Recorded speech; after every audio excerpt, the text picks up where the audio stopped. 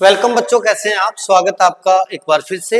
Class 12 physics का last chapter semiconductor अपने कर रहे थे, उसमें भी आज का जो वीडियो है वो लास्ट है और एग्जाम के पॉइंट ऑफ व्यू से बहुत इंपॉर्टेंट ये वीडियो है, क्योंकि यहाँ से केस स्टडी बनती है, आपसे न्यूमेरिकल भी बना लिए जाते हैं और कुछ ऐसे क्वेश्चन बनाए जाते हैं ज्यादातर बच्चे जिनको छोड़ देते हैं।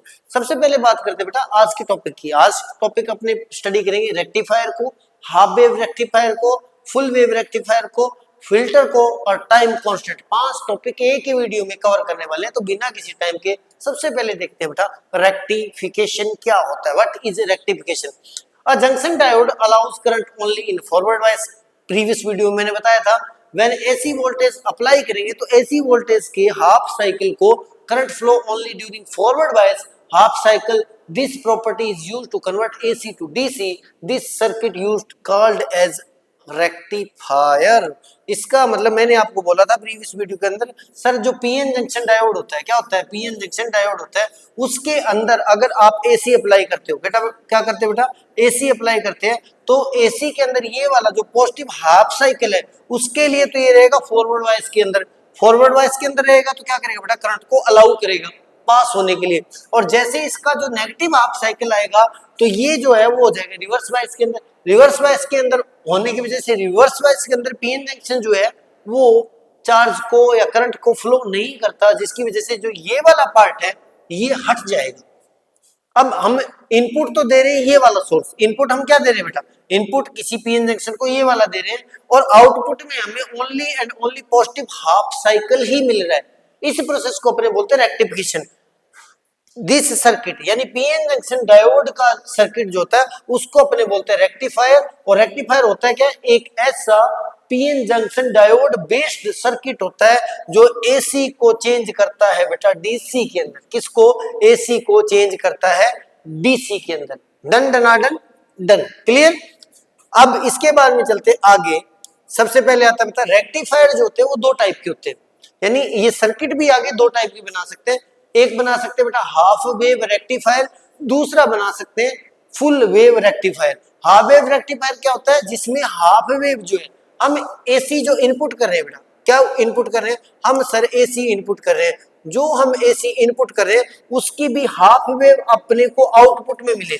यानी अगर मैं इनपुट करता हूं ये वाली उसके अंदर, उस सर्किट के अंदर, और मुझे आउटपुट मिले हाफ वेव पॉजिटिव वाली, फिर उसके बाद में जो नेगेटिव वाली है वो मिस हो जाए, उसके बाद में फिर हाफ वेव पॉजिटिव वाली हाफ वेव मिल जाए पूरी वेव में से, देन उसको बोलते हैं half wave rectifier.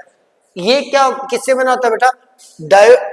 One diode based होता है, इस पे एक ही डायोड होता है। डायोड कनेक्टेड होता है सीरीज के अंदर विद लोड रेजिस्टेंस के साथ कनेक्टेड होता है।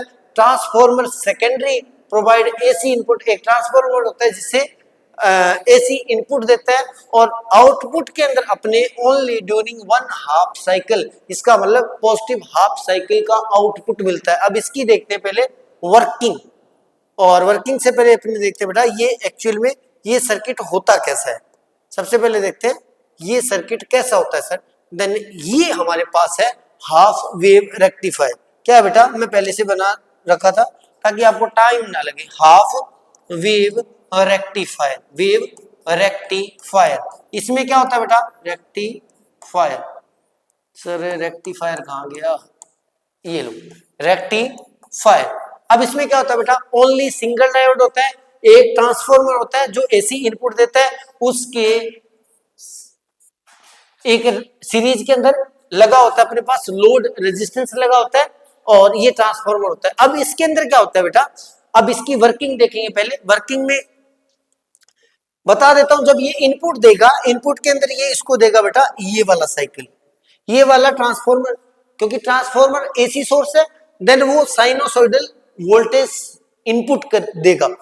अब इस डायोड को इनपुट देगा, देन इस वाले हाफ साइकिल के लिए, पॉजिटिव हाफ साइकिल के लिए पीएन जंक्शन जो डायोड है हमारा वो फॉरवर्ड बायस में रहेगा।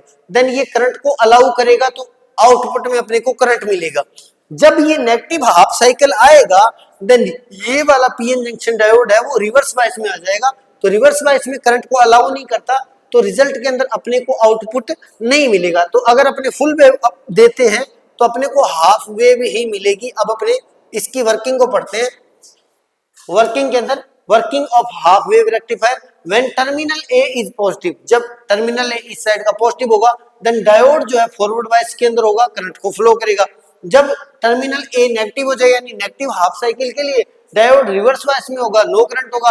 Output voltage is pulsating DC, हमारे पास आउटपुट जो मिलेगा पल्सेटिंग डीसी मिलेगा। इसका मतलब डीसी फिर मतलब मिसिंग फिर डीसी फिर मिसिंग फिर DC. Current flow for half of the AC cycle, जो करंट आउटपुट मिलेगा वो हाफ वेव का ही अपने को मिलेगा, इसलिए उसको हाफ वेव रेक्टिफायर बोलते हैं। इसका मतलब मैं एक साइड में अगर बना दूं सर ये मेरे पास सर इनपुट है, क्या है सर ये मेरे पास इनपुट है, input in half wave rectifier, और मुझे आउटपुट क्या मिलेगा बेटा, मुझे आउटपुट मिलेगा पॉजिटिव हाफ वाला फिर मिसिंग फिर पॉजिटिव हाफ वाला फिर मिसिंग, डन डना डन डन। उसके बाद में नेक्स्ट चलते हैं बेटा, नेक्स्ट चलते हैं, ये अपनी वर्किंग हो गई। वर्किंग के बाद में लिमिटेशन देखते हैं बेटा, हाफ वेव रेक्टिफायर की लिमिटेशन क्या होती है। आउटपुट अवेलेबल ओनली 50%, हाफ ही वेव को आगे आउटपुट में दे रहा है तो 50% ही इनपुट का आउटपुट में मिलता है। लो एफिशिएंसी होती है, इसकी एफिशिएंसी लो होती है क्योंकि आउटपुट कम मिल रहा है। हाई रिपल कंटेंट होता है, हाई रिपल, रिपल का मतलब होता है जब भी आप एसी को डीसी में चेंज करते हो, एसी को डीसी में चेंज करते हो तो आप 100% एसी को डीसी में चेंज नहीं कर पाते, थोड़ी बहुत एसी उसके अंदर रहती है जिसकी वजह से डीसी फ्लक्चुएट करती है, उस डीसी को उस फ्लक्चुएशन को अपने बोलते हैं रिपल। तो हाफ वेव के अंदर हाई रिपल होता है। No suitable for power supply, power supply के लिए सुटेबल है ही नहीं क्योंकि हाफ साइकिल आउटपुट में ही नहीं मिला अपने को, तो कैसे काम चलेगा। अब आता है बेटा full wave rectifier, centre tap transformer में यूज करते हैं। फुल वेव रेक्टिफायर यूज करते हैं 2 डायोड्स को, रिक्वायर्ड सेंटर टेप ट्रांसफार्मर होना जरूरी है, rectify both positive and negative half cycle, यानी दोनों साइकिल पॉजिटिव और हाफ नेगेटिव हाफ साइकिल दोनों को ये क्या करता है रेक्टिफाई कर देता है। आउटपुट जो होता है वो अक्रॉस द लोड रेजिस्टेंस अपने को मिलता है। अब यहाँ पे समझते हैं बेटा कि फुल वेव के अंदर क्या होता है, ये बहुत अच्छा क्वेश्चन बनता है इसका। कहाँ गया, ये है, this is full wave rectifier. Full wave rectifier के अंदर ध्यान रखना बेटा जो ट्रांसफार्मर होता है वो सेंटर टेप ट्रांसफार्मर होता है। सर आप बोलोगे सेंटर टेप ट्रांसफार्मर क्या होता है, इसका क्या बेनिफिट है। इसका बेनिफिट ये है बेटा कि इसकी जो सेकेंडरी जो कॉइल होती है, सेकेंडरी कॉइल होती है उसके सेंटर में से एक कोई कनेक्शन लिया जाता है, एक वायर लगाया जाता है, तो उसकी वजह क्या होगी सर, इसका फायदा क्या होगा। इसका फायदा ये हो गया कि ये अब जो उसके अंदर जो काम कर रहा था इसके अंदर अब ये टर्मिनल के जैसे काम करता है, इधर वाला अलग टर्मिनल है और इधर वाला अलग टर्मिनल के जैसे काम करता है। इसका मतलब ये ऊपर वाला अगर पॉजिटिव है तो उसी टाइम में ये नीचे वाला पार्ट नेगेटिव हो जाएगा, इसलिए सेंटर टाइप किया जाता है। सेंटर टाइप का मतलब अब इसका अपने को बेनिफिट क्या मिलेगा, तो इसका मतलब ये एक तरह से ये सोर्स बन गया अपने पास, ये वाला बन गया जो स्पेसिफिक हाफ टाइम इंटरवल के बाद में अल्टरनेट हो जाएगा, पॉजिटिव नेगेटिव की जगह नेगेटिव पॉजिटिव की जगह। देन ये हमारे पास डबल आउटपुट लेने के लिए सेंटर टैप किया जाता है, डबल इनपुट लेने के लिए। तो कुछ इनपुट इधर भी मिलेगा इधर भी मिलेगा। और यहाँ पे ध्यान रखना बेटा, इसको अपने कर देते हैं, ये अपने पास लोड रेजिस्टेंस RL है और इसको अपने कर दिया जाता है, क्या किया जाता है, अर्थिंग। अब यहाँ पे देखना बेटा इसके अंदर 2 डायोड्स होते हैं, क्या होते हैं, 2 डायोड्स होते हैं और RL लगा होता है। अब इस केस के अंदर क्या होगा, यहाँ पे जो आउट अपने इनपुट देंगे, जब भी इनपुट देंगे तो इनपुट के अंदर क्या होगा बेटा, जिस टाइम पे ये पॉजिटिव हुआ ऊपर वाला terminal as a positive work करेगा, उस टाइम पे ये पॉजिटिव होगा तो ये पॉजिटिव नेगेटिव, इसका मतलब ये हो गया बेटा फॉरवर्ड वाइस के अंदर, FB वाइस के अंदर, फॉरवर्ड वाइस के अंदर हो गया। तो जिस साइड में ऊपर वाला पॉजिटिव के जैसे वर्क करेगा नीचे वाला नेगेटिव होगा, तो इसका मतलब ये नेगेटिव हो गया, ये पॉजिटिव होगा, देन ये हो गया अपने पास रिवर्स बायस के अंदर। किसके अंदर हो गया बेटा, रिवर्स बायस के अंदर। जिस हाफ साइकिल के लिए ये फॉरवर्ड में आएगा उसी में ये क्या होगा, रिवर्स में होगा। जब ये फॉरवर्ड में होगा तो करंट को अलाउ करेगा, उसी स्पेसिफिक उसी टाइम के लिए ये रिवर्स में होगा तो ये करंट को अलाउ नहीं करेगा। जिस उस पॉजिटिव हाफ साइकिल के बाद में क्या होगा बेटा, इस हाफ साइकिल के बाद में जब नेगेटिव हाफ साइकिल आएगा उस कंडीशन में ये पॉजिटिव हो जाएगा वो नेगेटिव हो जाएगा। इस कंडीशन में क्या होगा बेटा, ये फॉरवर्ड में चला जाएगा और ये रिवर्स में चला जाएगा। इस कंडीशन में ये अलाउ करेगा और वो अलाउ नहीं करेगा। इसका मतलब इस वाले के लिए अगर ऊपर वाला फॉरवर्ड है तो इसी वाले के लिए पार्ट के लिए नीचे वाला रिवर्स के अंदर डायोड है, D1 और D2। इसको D1 लिख देता हूं, इसको D2 लिख देता हूं। एंड जिस कंडीशन के लिए ये वाला फॉरवर्ड है उसके लिए दूसरे वाला रिवर्स के अंदर। इस हिसाब से एक को तो ये आउटपुट में दे देगा हाफ साइकिल एक डायोड तो, और एक डायोड इस हाफ साइकिल को आउटपुट में देगा। ये अपने समझने वाली बात थी। अब अगर इसकी बात करते बेटा फुल वेव रेक्टिफायर अपने पास पता लग गया। अब वर्किंग देखते हैं। वर्किंग में व्हेन A इज पॉजिटिव होगा देन उस कंडीशन में D1 जो है वो फ्लो करेगा करंट को, यानी पॉजिटिव यानी फॉरवर्ड वाइस में होगा, और D2 ऑफ के जैसे काम करेगा क्योंकि वो रिवर्स वाइस में होगा।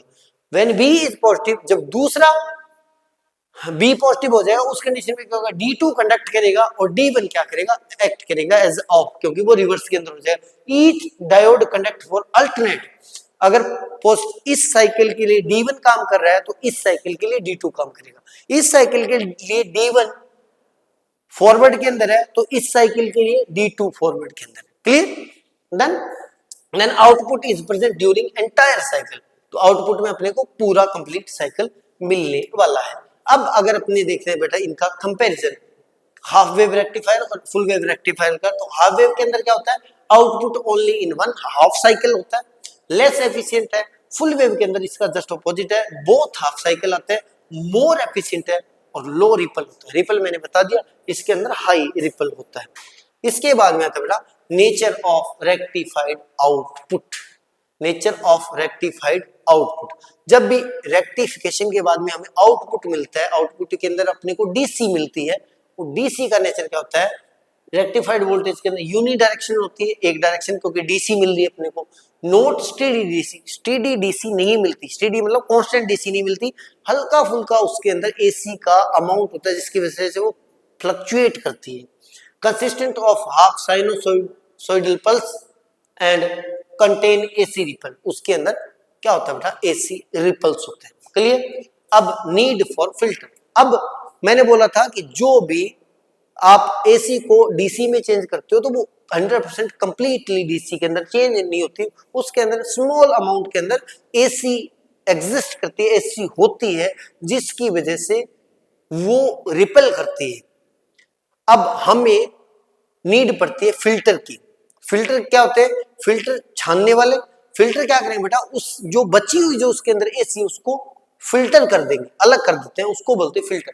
Need for filter to obtain smooth DC, क्योंकि अगर एसी की फ्लक्चुएशन को आप खत्म नहीं करोगे, एसी को छानोगे नहीं, फिल्टर नहीं करोगे, तो अपने पास रिजल्ट के अंदर स्मूथ डीसी नहीं मिलेगी। Filter remove AC ripple, AC ripple को फिल्टर रिमूव करते हैं। कॉमन फिल्टर दो टाइप के होते हैं, कैपेसिटर होते हैं और इंडक्टर होते हैं, उनमें से भी अपने पास कैपेसिटर फिल्टर होते हैं। अब यहाँ पे फिल्टर की अगर डेफिनेशन आए तो फिल्टर क्या होता है, फिल्टर एक स्पेसिफिक टाइप का सर्किट होता है जो इन रेक्टिफिकेशन क्या करता है बेटा, एसी रिपेल को फिल्टर करता है। This is a circuit. Filter का मतलब कोई स्पेसिफिक डिवाइस नहीं है, फिल्टर का मतलब एक सर्किट है जो क्या करता है।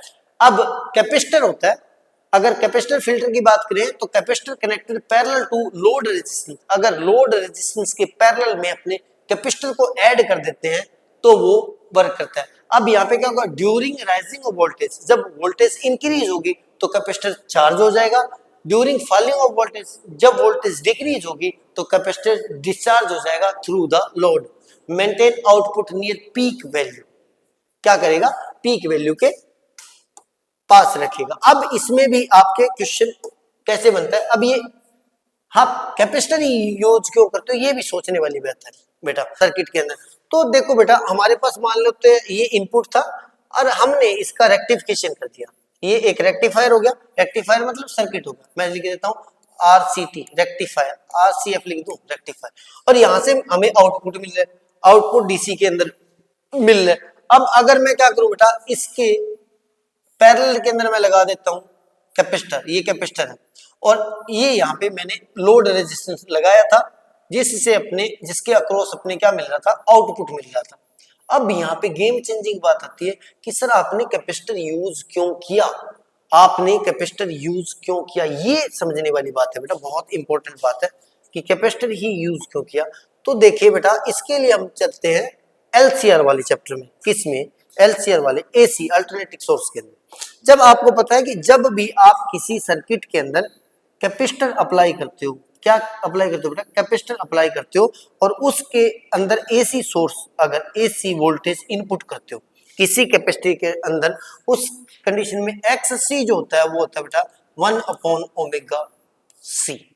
एक्स सी जो होता है वो होता है बेटा 1/ओमेगा सी। एक्स सी क्या होता है? कैपेसिटिव रिएक्टेंस, एक्ट करता है एज अ रेजिस्टेंस। क्या करता है? एक्ट करता है एज अ रेजिस्टेंस। अगर ओमेगा की वैल्यू पुट करूं तो एक्स सी इक्वल टू आ जाएगा 1/2 पाई एफ एंड सी।